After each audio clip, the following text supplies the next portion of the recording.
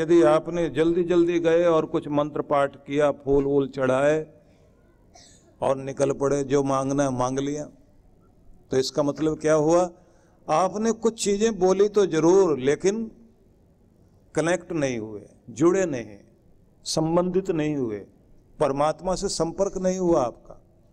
आपने कॉल तो लगाई लेकिन कॉल लगी नहीं है, फोन मिला नहीं है, बात हुई नहीं है। इसलिए ध्यान रख लेना, हर किसी व्यक्ति को अपने पूजा पाठ के साथ अपने प्रभु का गुणगान करते करते इतना शांत और एकाग्र हो जाइए कि आप खुद को भुला दें और उसी की याद बनी रहे, और उसके बाद महसूस करें वो प्रकाश आपके माथे पर, सिर पर फैल रहा है, परमात्मा की उन पवित्र किरणों को महसूस करते हुए। और फिर अपने अंदर वो शक्ति को महसूस करो जो वहाँ से आ रही है। शुरू में आपको लगेगा कि पता नहीं प्रकाश आ रहा है या नहीं आ रहा, लेकिन प्रकाश आएगा। लाइट आए तभी हमें महसूस हो, नहीं, आप अनुभव करो कि कृपा आ रही है, शांति आ रही है, शांत हो रहा हूं। जैसे ही आप लंबा गहरा सांस लेकर छोड़ें और ध्यान टिकाएं और कहें शांति मिल रही, और अपने को कहें शांत शांत शांत, तो आपके हृदय में महसूस होगा कि मैं शांत हो रहा हूं। और जैसे कहेंगे परमात्मा का आनंद मुझे प्राप्त हो रहा है, उस आनंद रस में मैं भीग रहा हूं, तो अपने चेहरे पर आनंद को लाना, और सच में कनेक्ट हो जाएंगे आप, आनंद से कनेक्ट हो जाएंगे। एक बात और याद रखना, भगवान मेरा दुख दूर करे, ये सबकी कामना है, लेकिन ये कामना पूर्ण तब होती है जब आप अनुभव करते हैं कि मैं सुखी हो रहा हूं, कृपा हो रही है, दया हो रही है, दुख हट रहा है, बीमारी भाग रही है, मैं उस प्रोसेस में चल पड़ा हूं, उस प्रक्रिया में चल पड़ा हूं जिसमें मेरा उद्धार होना शुरू हो गया है, मेरा सवेरा होना शुरू हो गया है, मेरा अंधेरा छट रहा है, रोशनी आने लगी है। ये आस जैसे बनने लग जाएगी, कृपा होनी शुरू हो जाएगी। आस बनाना शुरू करिए। और अगर आस है नहीं और आप क्या सोचते हैं कि कह नहीं सकता बात बनेगी भी या नहीं बनेगी, क्योंकि मैं तो प्रार्थना करता रह जाता हूं और मेरी प्रार्थनाओं को मेरा भगवान सुनता ही नहीं, मैं तो यहाँ भी गया, मैं तो वहाँ भी गया, सब जगह जाके देख लिया, लेकिन बात नहीं बनी, अब भी पता नहीं आगे कुछ बात बनेगी नहीं बनेगी। ये निराशा वाली बातें आपको आगे नहीं जाने देती। इसलिए प्रार्थना है अपने आप को संयुक्त करें भगवान से। जप करने का जो तरीका है आपका, ये भी भगवान से जुड़ने का तरीका। भगवान का कीर्तन करते हैं, वो भी आपको भगवान से जोड़ता है। आप प्रार्थना करते हैं, प्रार्थनाएं भगवान से जोड़ती हैं। लेकिन सबका एक ही नियम है, जाप करते करते इतने तल्लीन हो जाइए कि आप जहां बैठे आपको अपनी होश न रहे। भजन करते करते इतने तल्लीन हो जाएं कि आप खुद को भुला दें, तभी पता लगेगा कि कनेक्ट हो गए। मंत्र जाप करें, भजन करें, पूजन करें, सबका वही नियम है कि उस बिंदु तक अपने आप को पहुंचाइए कि आप जहां बैठे तल्लीन हो गए, उसी में लीन हो गए, उसी में खो गए। जैसे ही आप खो जाएंगे तो इसका मतलब कनेक्ट हो गए। पहचान क्या है? दुनिया के विचार हटें, दुनिया गई दिमाग से, और दुनिया के मालिक का प्यार आ गया और आप खो गए, बस कनेक्ट हो गए। तो कनेक्ट होना बहुत जरूरी है। सेवा करते हुए कनेक्ट हो जाइए। जैसे भाई कन्हैया को सेवा मिली 10वीं पातशाही गुरु गोविंद सिंह जी महाराज की, युद्ध के समय में पानी पिलाने का काम कर रहे थे, तो अपने युद्ध में घायल सैनिकों को पिलाते पिलाते दुश्मन सैनिक भी जो पड़े थे और पानी मांग रहे थे, उनको भी पिलाया। तो किसी ने आके शिकायत कर दी कि भाई कन्हैया ने तो उनको भी पानी पिला दिया जिनके मरने की उम्मीद करते हैं हम, उन्हें जिला रहा है। तो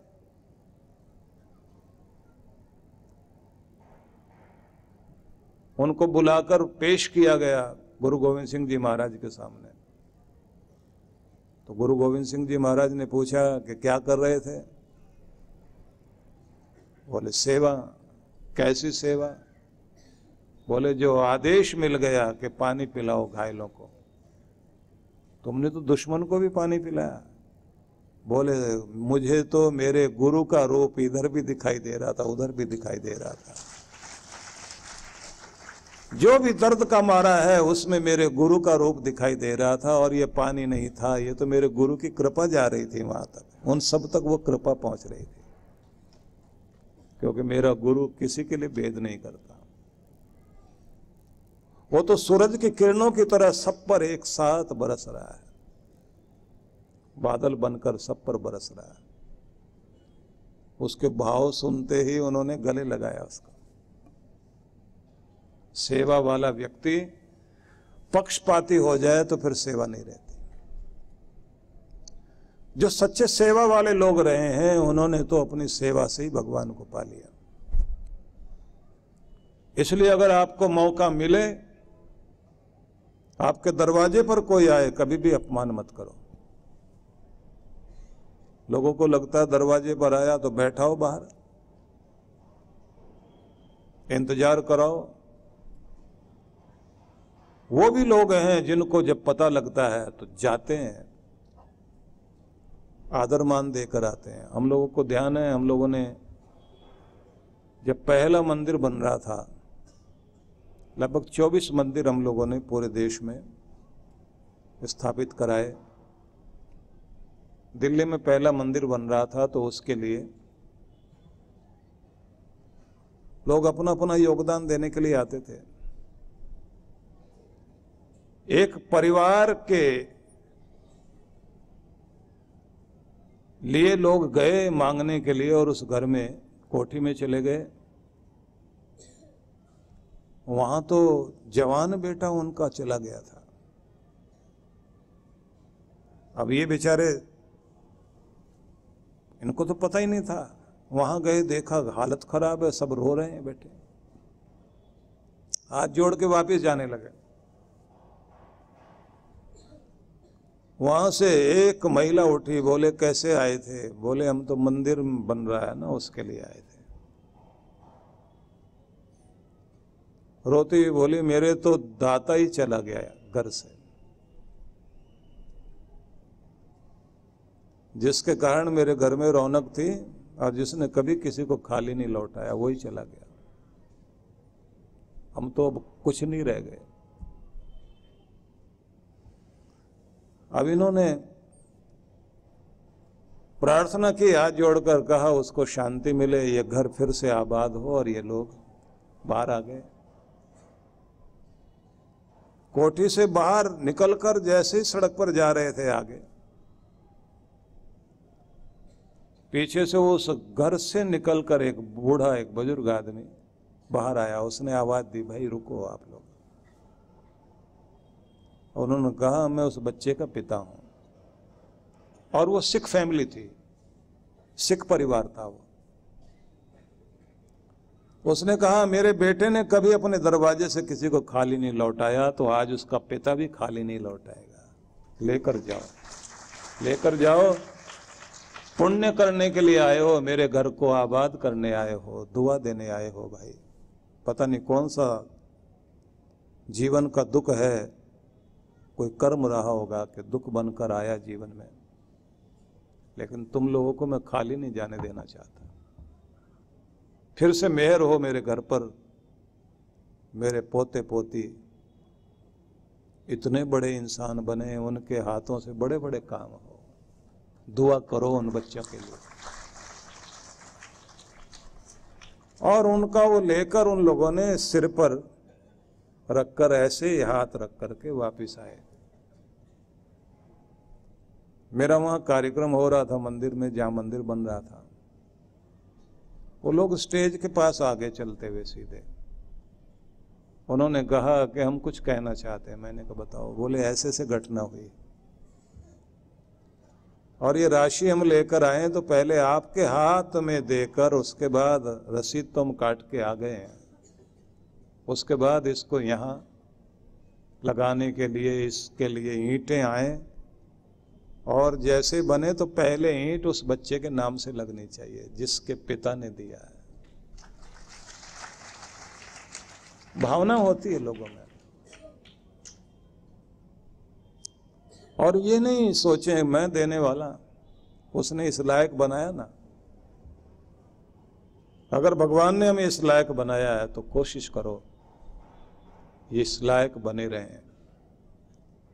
नाक भौं सिकोड़ना शुरू कर दें वो ठीक नहीं है। थोड़ा, थोड़े में से थोड़ा सही। सम्राट अशोक ने सब दान कर दिया था और जाकर वो बौद्ध विहार में आश्रम में रह रहे थे, लेकिन आदत थी कि रोज दे करके ही खाएंगे। और एक दिन, क्योंकि कुछ भी नहीं रखा अपने पास, भिक्षुक लोग भिक्षा मांगते हुए उन्हीं के पास कुटिया में आ गए और उस दिन देने के लिए उनके पास कुछ नहीं था। आधा अनार खाकर रखा हुआ था साइड में। उस दिन उपवास था। मन में था कि शाम को इतना सा और ले लेंगे। जैसे ये भिक्षुक लोग आए और इन्होंने 3 लोग खड़े थे, एक साथ आवाज दी भिक्षाम दे। सम्राट अशोक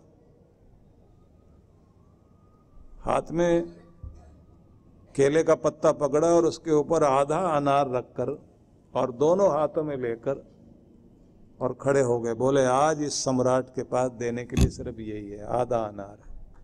ऐसे करके दिया और वो ऐसे ही लेकर गए पत्ते को और सब जितने भी भिक्षुक थे सब इकट्ठे हो गए। बोले और कोई भिक्षा आज ग्रहण नहीं करनी। सम्राट अशोक का दिया हुआ अनार का ये जो आधा भाग है इसका एक एक दाना सब ले लो। एक दाना मुंह में रखकर तृप्ति अनुभव की, दोनों हाथ हृदय पे रखकर। कितने बड़े भाव से उस आदमी ने दिया। और इसी कारण तो आज भी आप देखिए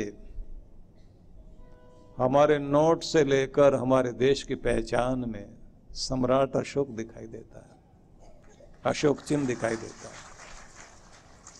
कितने लोग क्या क्या जोड़कर चले गए वो तो याद नहीं रहता, लेकिन कौन कौन क्या क्या कर गए, क्या दे गए वो जरूर दुनिया में याद है। जोड़ने वाले तो बहुत कोई जोड़ गए, अपने बच्चों के लिए छोड़ गए, लेकिन उनकी कोई पहचान नहीं रही दुनिया में। इस लोक में भी पहचान उन्हीं की और परलोक में भी पहचान उन्हीं की जिन्होंने सेवा की है, चाहे धन से, चाहे तन से, चाहे मन से। जिन्होंने जिस भी रूप से भगवान से जुड़े रहे, जो भी तरीका आपके पास हो भगवान से जुड़िए जरूर। जिन्हें जुड़ना आ गया उन्हें अपना कल्याण करना आ गया। भगवान श्री कृष्ण समझाते हैं कि ये मेरा आदेश है कि तुम इस दुनिया में सुकृत कर रहे हो या दुष्कृत कर रहे हो, सबसे मुक्ति पा जाओ। बुद्धि का प्रयोग इस तरह से करो कि दुनिया में उलझने से नहीं सुलझने की कोशिश कीजिए, ऊपर उठते हुए चलो और हर पल तस्मात् योगाय यस्व, योग का प्रयोग करो। योग के माध्यम से, ध्यान योग के माध्यम से भगवान से जुड़ने वाले बन जाओ और बुद्धि उसी तरफ लगाओ कि तुम्हारी बुद्धि परमात्मा से जोड़ने वाली बने। वो तरीका अपनाओ जिससे आप भगवान के हो सकें, भगवान की तरफ जा सकें। इसलिए कहते हैं ना, मौका जब भी मिले, गुरु का दर हो या भगवान की याद जहां भी जाकर आती हो, वहां पहुंचते ही सिर झुकाओ अपना, उसे याद करो। जिस भी बहाने से भगवान याद कराता है याद करिए। गुरु का दर मिल जाए तो कहते हैं ना कि झुको है हजरत तालिब, दरे हबीब है ये, कि उस प्यारे का दरवाजा है। झुको ए हजरत तालिब, दरे हबीब है ये। यही है वो दर जहाँ सर झुकाए जाते हैं। इस दुनिया के आगे नहीं, दुनिया के मालिक के आगे सर झुकाओ। क्योंकि जब आपको ये सिर झुकाना आ जाए, नाम जपना आ जाए, तो ये याद रख लीजिए आपको जुड़ना आ गया भगवान से। अपना भोजन का एक कण भी मुख में रखते हो, उसको धन्यवाद देकर, उसका शुक्र मनाकर अपने भोजन को प्रसाद बना लीजिए। अपनी कमाई में से कुछ भाग पवित्र कार्यों में लगाकर और फिर अपने घर में यूज करने के लिए तैयारी कीजिए। आपका धन भी प्रसाद बन जाएगा, भगवान का अमृत प्रसाद होगा, वो आपका कल्याण करेगा। हर स्थिति में भगवान से हम कैसे जुड़ सकते हैं, कैसे अपने आप को मिला सकते हैं, यही बुद्धि योग अपनाना चाहिए। बुद्धि को इस तरह बना लें कि हम हर स्थिति में जुड़े रहें, भगवान से जुड़ना आ जाए। इसी को भगवान कृष्ण ने योग कहा है। और मजा ये है कि सारे गीता के हर अध्याय को देखिए, उसी के साथ भगवान ने एक शब्द का प्रयोग किया है, योग। पहला अध्याय विषाद योग। विषाद मतलब निराशा, निराशा को भी योग बना दिया। हमारी निराशा वो भी योग बन जाए, मतलब आपकी यात्रा परमात्मा की ओर हो जाए। कहां पहुंचना चाहते, मंजिल क्या है, भगवान। एक एक कदम आगे बढ़ा रहे हैं भगवान की ओर, तो भोग से योग की ओर यात्रा, प्रदर्शन से आत्मदर्शन की यात्रा, चिंता से चिंतन की यात्रा, कोलाहल से मौन की यात्रा, शोर की दुनिया से शांति की दुनिया की यात्रा, अर्जन से विसर्जन की यात्रा और व्यथा से व्यवस्था की यात्रा। आपको ये शब्द सुन के अच्छा लग रहा है, लेकिन चिंतन नहीं हो रहा।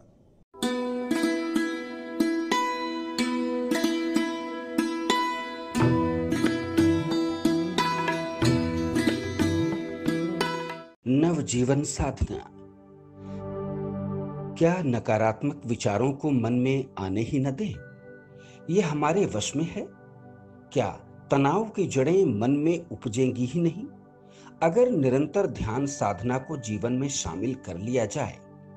आध्यात्मिक जगत में परमात्मा की अनुभूति के साथ क्या सांसारिक जगत में भी प्रसन्नता, सफलता, संबंधों में आत्मीयता, धन ऐश्वर्य का सपना सच करती है नवजीवन साधना? तो इसका जवाब है हाँ। इस कल्पना को साकार रूप देने का संकल्प है गुरुवर श्री सुधांशु जी महाराज व श्रद्धेया अर्चिका दीदी द्वारा भक्तों को ध्यान साधना की एक और अनुपम भेंट, नवजीवन साधना।